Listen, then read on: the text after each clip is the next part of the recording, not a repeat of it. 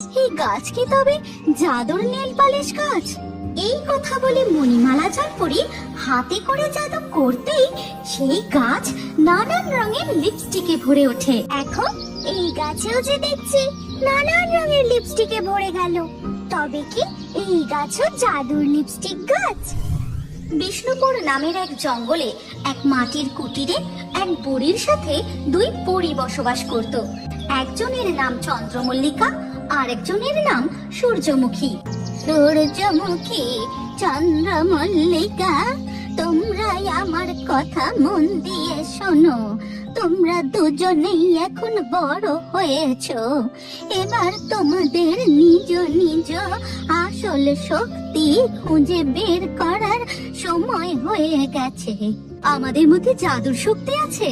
বলো না বুড়িমা, আমার মধ্যে আর সূর্যমুখীর মধ্যে কি জাদুর শক্তি আছে? তা তোমাদের শক্তি তোমাদেরকেই খুঁজে বের করে চিনতে হবে, আর তা সৎ কাজে ব্যবহার করতে হবে।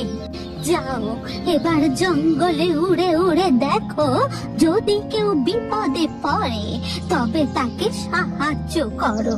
ঠিক আছে বুড়িমা। সূর্যমুখী পরি, আমার জাদুর শক্তি তোমার থেকেও বেশি শক্তিশালী। না, কখনোই না, আমার শক্তি তোমার থেকেও বেশি। জঙ্গলের মধ্যে দুই পরী খুনসুটি করতে করতে নদীর দিকটায় যায়, আর সেখানে নদীর পাড়ে দেখে সূর্যের আলো, সূর্যের আলো, আমায় একটু সূর্যের আলো দাও, আমি খুবই ক্ষুধার্ত। ওইদিকে দেখো সূর্যমুখী, ওই গাছটা মনে হয় খুব কষ্ট পাচ্ছে। চলো আমরা ওর কাছে যাই। তোমরা কারা মা? তোমরা কি আমাকে একটু সাহায্য করবে? হ্যাঁ, অবশ্যই করব। আমি হলাম সূর্যমুখী আর আমি হলাম চন্দ্রমল্লিকা। আপনার কি হয়েছে? আপনাকে আমরা কিভাবে সাহায্য করতে পারি বলুন আমাদের। আমি ক্ষুধার্ত। ঘন জঙ্গলের ফলে সূর্যের আলো আমার উপর এসে পড়ে না, তাই আমি সালোক সংশ্লেষ প্রক্রিয়ায় খাবারও তৈরি করতে পারছি না। আমি খুব ক্ষুধার্ত। তোমরা কি আমাকে সূর্যের আলো এনে দিতে পারবে? ঠিক আছে, আমি আপনাকে অবশ্যই সাহায্য করব। এই কথা বলে সূর্যমুখী উড়ে একটু উপরের দিকে যায়, তারপর হাতে করে একটি গাছের ডাল সরিয়ে দিয়ে আবার নিচে নেমে আসে। এ কি, তাও যে সূর্যের আলো গাছটার উপর এসে পড়ছে না। এবার আমি কি করি?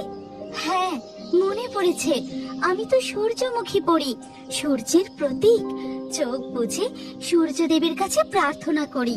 সূর্যমুখী পড়ি সূর্যের রশ্মির মতো চকচকে উজ্জ্বল হয়ে ওঠে, আর তখনই উপর থেকে সূর্যের আলো সোজা গাছটার উপর এসে পড়ে। সূর্যমুখী পরি, ধন্যবাদ তোমাকে। সূর্যের কিরণ পেয়ে আমার খুব ভালো লাগছে। আমার খিদে ধীরে ধীরে মিটে যাচ্ছে। এরপর সূর্যমুখী পরীর উজ্জ্বল আলো নিভে যায়, আর এই সব কিছু নদীর জল থেকে লক্ষ্য করছিল মণিমালা জলপরী। সূর্যমুখী পরীর শক্তির পরিচয় পরীক্ষা শেষ, এবার আমার তাকে তার ফল দেবার পালা। এই কথা বলে মণিমালা জলপরী হাতে করে জাদু করতেই সেই গাছে ফুলের মতো রং বেরঙের নীল পালিশে ভরে ওঠে। এই গাছ যে দেখছি নানান রঙের নীল পালিশে ভরে গেল। এই গাছ কি তবে জাদুর নীল পালিশ গাছ? ঠিক তখনই কিছুটা দূর থেকে আরেকটি আওয়াজ ভেসে আসে। বাঁচাও, আমাকে বাঁচাও, আমি খুবই তৃষ্ণার্ত। কেউ আমার ডাক শুনতে পাচ্ছ?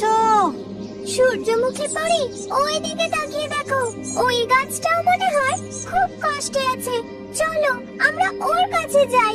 চলো চন্দ্রমল্লিকা। এরপর দুই পরী উড়তে উড়তে কিছুটা দূরে ওই গাছটার কাছে যায়। গাছ, তোমার কি হয়েছে বলো আমাদের, যদি আমরা তোমার কোনো সাহায্য করতে পারি। দেখো না, আমার উপর সূর্যের এত প্রখর রোদ পড়ে যে আমার সব পাতা ঝরে পড়ে গেছে। আমি খুবই তৃষ্ণার্ত, আমার জল চাই। তোমরা আমাকে জল দিতে পারবে? হ্যাঁ, অবশ্যই পারবো। তুমি একটু অপেক্ষা করো, আমি তোমাকে এক্ষুনি জল এনে দিচ্ছি। তারপর সেই গাছটার গোড়ায় দেয়, আর তখনই চন্দ্রমল্লিকা পরি চাঁদের আলোর মতো ঝলমল করে ওঠে। আহ, শান্তি। তোমার হাতের জল পেয়ে আমার তৃষ্ণা মিটে গেল। আর তার সাথে সাথে সূর্যের প্রখর আলোক রশ্মি চাঁদের জ্যোৎস্নার মতো শীতল হয়ে গেল। আমার আর একটুও কষ্ট হচ্ছে না। গাছটা আবার সবুজ পাতায় ভরে যায়। এই ঘটনাটাও নদী থেকে লক্ষ্য করছিল মণিমালা জলপরি। চন্দ্রমল্লিকা পরীরও শক্তির পরিচয় পরীক্ষা শেষ, এবার আমার তাকে ফল দেবার পালা। এই কথা বলে মণিমালা জলপরি হাতে করে জাদু করতেই সেই গাছ নানান রঙের লিপস্টিকে ভরে ওঠে। সূর্যমুখী, দেখো, এই গাছেও যে দেখছি নানান রঙের লিপস্টিকে ভরে গেল। তখনই নদী থেকে মণিমালা জলপরি বলে, হ্যাঁ চন্দ্রমল্লিকা পরি, এই নেল পালিশ গাছ ও জাদুর লিপস্টিক গাছের মাধ্যমে আমি তোমাদের শক্তির পরীক্ষা নিচ্ছিলাম। তাতে তোমরা দুজনেই উত্তীর্ণ হয়েছো।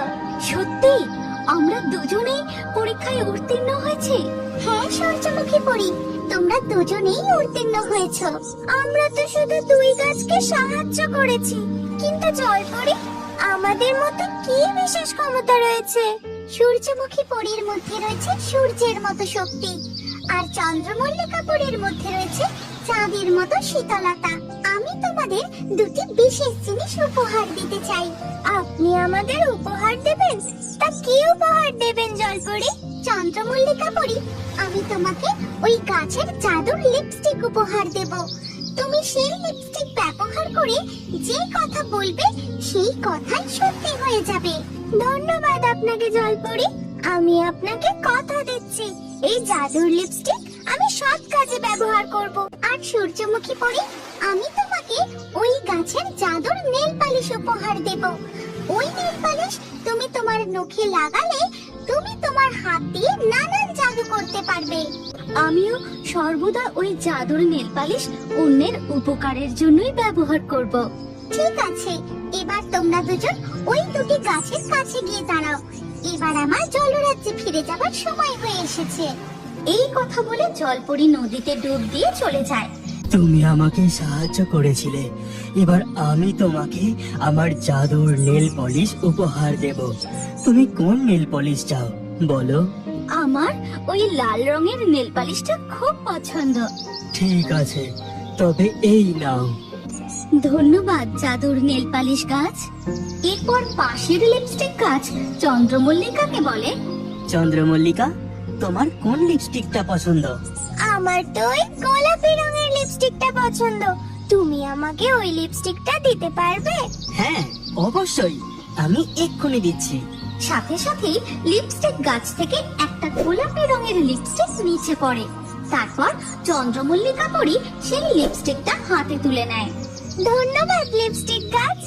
কিন্তু এই সমস্ত কিছু লুকিয়ে লুকিয়ে দেখছিল এক ডাইনি।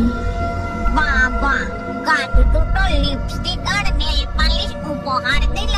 দেখি তো এবার ওই পরীরা কি করে। এরপর সূর্যমুখী পরি তার নখে জাদুর নেল পালিশ লাগাতে থাকে। আর সব আঙুলে নেল পালিশ পরা হয়ে গেলে ওই লিচু গাছটায় আর আম গাছটায় দেখছি একটাও ফল ধরেনি। জঙ্গলের পাখিরা ভালোভাবে খেতে পারছে না। জাদুর নেল পালিশ, দেখাও তো তোমার জাদু।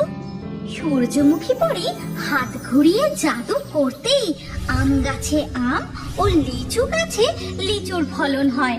আর জঙ্গলের পাখিরা সেই গাছে বসে মজা করে ফল খেতে থাকে। চন্দ্রমল্লিকা, আমি জঙ্গলের অন্যত্র যাচ্ছি, সেখানের গাছগুলোতেও আমি ফলে ভরিয়ে দেব। এই কথা বলে সূর্যমুখী পরি সেখান থেকে উড়ে চলে যায়। আর তখনই আরে বাহ, ওই জাদুর নেল পালিশের তো অনেক শক্তি। যাই, আমি ওই গাছটা থেকে সব নেল পালিশ নিয়ে নেব। এই কথা বলেই ডাইনি নেল পালিশ গাছের কাছে গিয়ে, নেল পালিশ গাছ, ভালোই ভালোই আমাকে সব নেল পালিশ দিয়ে দে বলছি। না, অসৎ কাজে ব্যবহার করলে আমি আমার নেল পলিশ কাউকে দেই না। এত বড় সাহস, তুই আমাকে না বলছিস? এ কি, ওই ডাইনি যে জাদুর নেল পলিশ গাছের কাছ থেকে জোর করে নেল পলিশ নেবার চেষ্টা করছে। ওই ডাইনির উদ্দেশ্য মোটেও সৎ মনে হচ্ছে না। ওই ডাইনিকে আটকাতেই হবে। এবার আমিও আমার ঠোঁটে জাদুর লিপস্টিকটা লাগিয়ে নিই। তখনই চন্দ্রমল্লিকা পরি তার ঠোঁটে জাদুর লিপস্টিক লাগিয়ে নেয়। আর তারপর তবে বন্ধুরা, তোমরা যদি এই গল্পের পরবর্তী পর্ব দেখতে চাও তাহলে কমেন্টে নেক্সট পার্ট অবশ্যই লিখো। আমরা অতি শীঘ্রই এই গল্পের পরবর্তী পর্ব আমাদের চ্যানেলে পোস্ট করব। পরবর্তী পর্বটি দেখতে আমাদের চ্যানেলটি এক্ষুনি সাবস্ক্রাইব করে নাও।